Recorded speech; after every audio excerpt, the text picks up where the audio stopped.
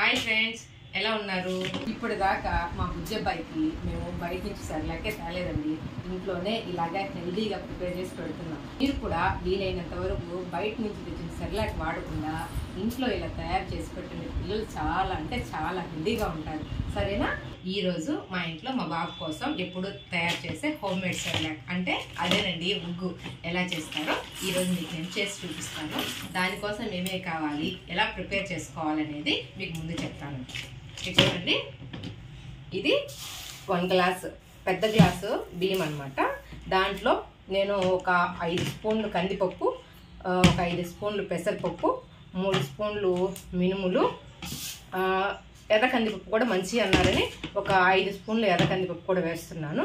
ఇలా తీసుకున్న వాటన్నిటిని 10 నిమిషాలు నీటిలో నానబెట్టి వడగట్టి ఎండలో ఆరబెట్టుకోండి. ఆరిన తర్వాత ఇగోండి ఇలా వస్తాయి. వీటిని ఇప్పుడు మనం వేయించుకుందాం. పిల్లలకి పాల పదార్థాలలో బలం ఇచ్చేది ఏంటంటే పాలు, నెయ్యి, పెరుగు అనమాట. అందుకని కొంతమంది ఏం చేస్తారంటే ఇది ఉగ్గులోనే కొంచెం నెయ్యి వేసేసి వేయించుతారనమాట. కొంతమంది ఏం చేస్తారంటే ఉగ్గు ఉడికేటప్పుడే కొంచెం నెయ్యి వేసుకుంటారు. అలా వేసుకోవచ్చు, ఇలా కూడా కొంచెం వేసుకొని చేసుకోవచ్చు అనమాట.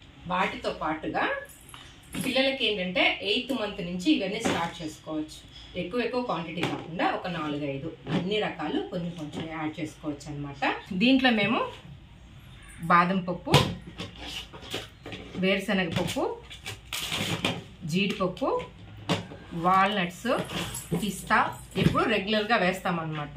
అయితే ఈసారి ఏంటంటే మా బాబుకి 1 ఇయర్ వచ్చేసింది కాబట్టి వాటితో పాటు అడిషనల్గా గుమ్మడి విత్తనాలు, సన్ఫ్లవర్ సీడ్స్ కూడా యాడ్ చేస్తున్నాం అనమాట. ఇవేంటంటే పిల్లలకి చాలా హెల్దీ అనమాట. మీరు కూడా ట్రై చేయండి. ఇప్పుడు మనం వీటిని దోరగా వేసుకొని పౌడర్ చేసుకుందాం. ప్రాసెస్ ఎట్లా చూద్దామా? పదండి వెళ్దాం. గ్యాస్ ఆన్ చేసి 1 స్పూన్ నెయ్యి వేసుకుందాము. ఈ నెయ్యి మేము ఇంట్లో తయారు చేసింది. ఎప్పటికప్పుడు ఫ్రెష్గా ఇంట్లోనే తయారు చేసుకుంటాం, బయట నుంచి తెచ్చుకోండి. మీరు ఇంట్లోనే తయారు చేసుకోండి. గ్యాస్ అనేది సిమ్లో పెట్టుకొని చేసుకోండి, లేకపోతే ఏంటంటే ఇవన్నీ మాడిపోతాయి. ఇప్పుడు వీటన్నిటిని దీంట్లో వేసేద్దాము. వీటన్నిటిని బాగా కలుపుకుంటూ లైట్ గోల్డెన్ కలర్లో వచ్చేలాగా వేయించుకోవాలి.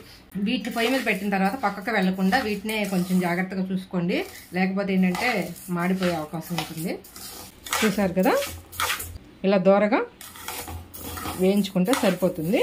వీటిని వేరే ప్లేట్లోకి తీసేసుకుందాము. ఇదే ప్యాన్లోకి కొద్దిగా నెయ్యి వేసుకుందాము.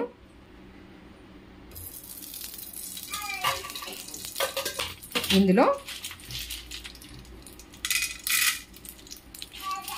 గుమ్మడి విత్తనాలు, ప్రొద్దుతిరుగుడు విత్తనాలు వేసేసుకుందాం.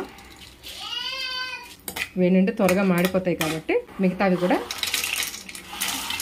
వేసేసుకొని వేయించేసుకుందాం. ఇలా వేగితే సరిపోతాయి. వీటిని కూడా ఒక ప్లేట్లో వేసేసుకుందాము.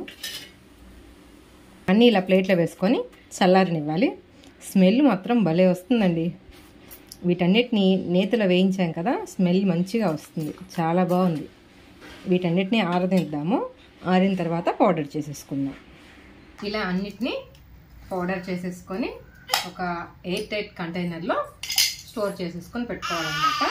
ఇది మా బాబుకి ఒక 10 days వస్తుంది. ఇదైతే నేను కొంచెం బరగ్గా పెట్టాను.